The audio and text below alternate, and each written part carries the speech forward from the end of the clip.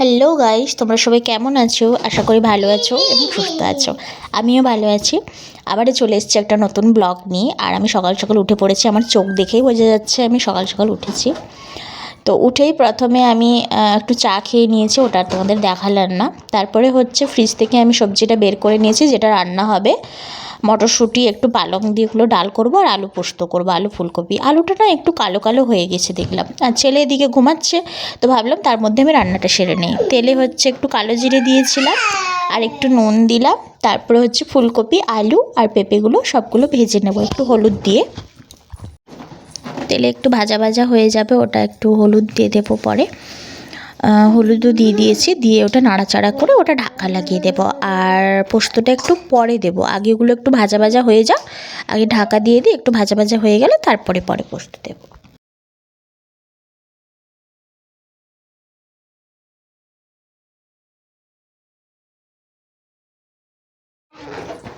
আর ওই যে পোস্তটা আমি সকালে উঠে একটু ভিজিয়ে নিয়েছিলাম, আর ওতে দিয়ে দিলাম একটু কাঁচা মরিচ দিয়ে দিলাম। তারপর পোস্তটা আমি পেস্ট করে নিচ্ছি। পোস্তটা না মিডিয়াম পেস্ট হয়েছিল, কি জানি ওটা আগে একটু মানে শুকনো অবস্থায় থাকলে পেস্ট করে দিলে খুব ভালো পেস্ট হতো। তো মিডিয়াম হয়েছে, ওইটা দিয়ে খাওয়া হয়ে যাবে। তো আলু ফুলকপিটা আমি খুলে দেখলাম ভাজা ভাজা হয়ে গেছে। এবার আমি ওতে দিয়ে দেবো পোস্ত দিয়ে একটু নাড়াচাড়া করে, আর একটু হালকা লবণ নয়, একটু হলুদ আর লাল মরিচের গুঁড়ো দিয়ে একটু জল গুলিয়ে রেখেছিলাম, ওই জলটা দিয়ে দেবো। ওতে কী হবে, ওটা মানে সিদ্ধও হয়ে যাবে ভালো মতো, আর তরকারিটা টেস্টও হবে। এবার আমি ঢাকা লাগিয়ে দিলাম। রান্না করতে করতে দেখলাম এদিকে ছেলে উঠে পড়েছে আর উঠে খেলা করছে। এটা হচ্ছে আমার মন্দিরের একটা ময়ূর পালক, ও নিয়েছিল ওটা, আমি আর ওটা রাখিনি। তো এটা নিয়ে খেলাধুলো করে, আর দেখো কীরকম দেখছে, ঘুম থেকে উঠেছে তো তাই। আর এদিকে তারপরে দেখলাম আমার পোস্তটাও হয়ে গেছে, পুরো কষা কষা করেছি, কারণ একটু ডাল করব, তার জন্য পোস্তটা কষা কষা করেছে। আর এই দেখো বাটিতে আমি তুলেও নিলাম, আর তুলে নিয়ে ওটা ঢাকা দিয়ে বাটিটা আমি সাইডে রেখে দেবো।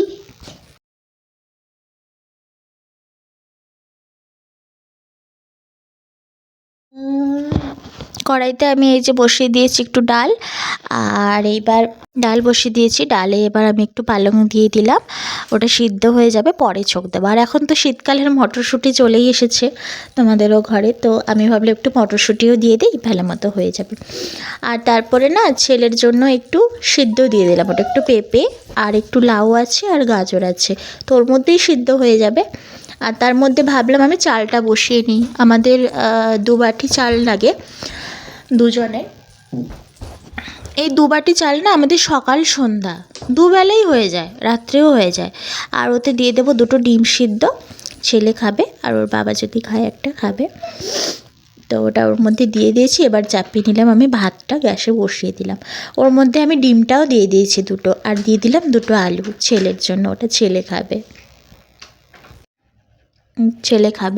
তারপর হচ্ছে সকাল থেকে তো ছেলে উঠেছিল, তো এখনও কিছু খায়নি। তো ওর জন্য আমি খাবারটাও বেড়ে নিলাম, একটু সুজি আর জল নিয়ে নিলাম, ওকে খাইয়ে দিয়েছি। খাইয়ে টাইয়ে আর তারপরে ভিডিও করা হয়নি, সব গ্যাস ট্যাস মুছে আমার রান্নাও করা হয়ে গেছিলো, পরিষ্কার করে একদম রেখে দিয়েছি।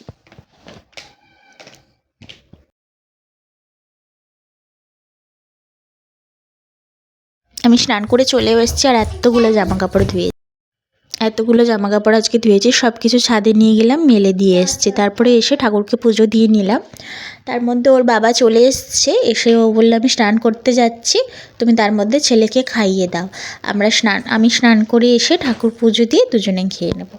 তো তাই ছেলেকে একটু খাইয়ে দিলাম। ছেলেকে ওই আলু পেঁপে আর ডাল সিদ্ধ দিয়েছি, আর একটু ডিম সিদ্ধ দিয়ে মেখে ভাত খাইয়ে দিলাম। তারপরে ছেলে ওদিকে খেলা করছে, আর এই যে বড়ি ভেজেছিলাম, একটু বেগুন ভাজি করেছিলাম, আমরা এদিকে খেতে বসে পড়েছি।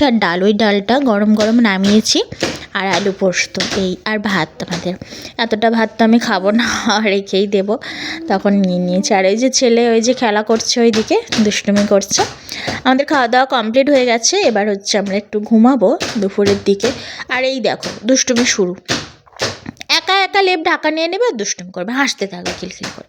চলো ঘুম থেকে উঠে এবার হচ্ছে আমি একটু সন্ধ্যা দিয়ে নিলাম, ঠাকুর পুজো দিয়ে নিলাম, হাত পা ধুয়ে এসেছে, আর ওটা ভিডিও করা হয়নি, হাত পা ধুয়ে এসে সন্ধ্যা দিয়ে নিলাম। তারপরে ওর বাবা না অনেক দিন ধরেই বলছিল একটু পালং শাকের পকোড়া করো তো। আমি বলছি ঠিক আছে, আমরা তো সেরকম একটা খাই না পালং শাকের পকোড়া, তো ভাবলাম কেটে একদিন মানে আজকে করি।